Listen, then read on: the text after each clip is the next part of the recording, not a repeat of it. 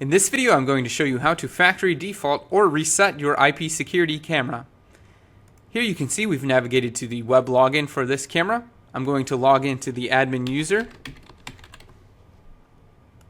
In order to factory default my camera, I first need to navigate to the Settings tab. In the Setting tab, we can see there is a lot of settings here underneath the menu.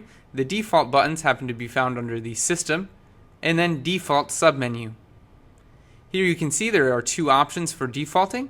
Factory defaulting will completely factory default the camera, including the username and password, and require the camera to be reinitialized so that it can be configured.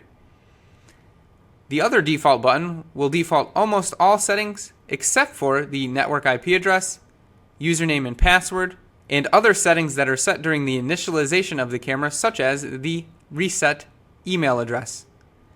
If you only need to reset the image settings or other settings you may have messed up on your camera, then we suggest doing a regular default. This will essentially default your camera for many settings that can be fixed with a setting default.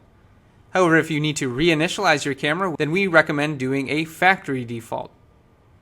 I can click the factory default button. It's going to ask me to enter my admin user's password, and then I can click save.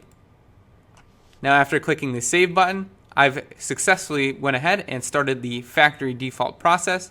My camera will take a few minutes to reboot, and I will be introduced with the initialize screen.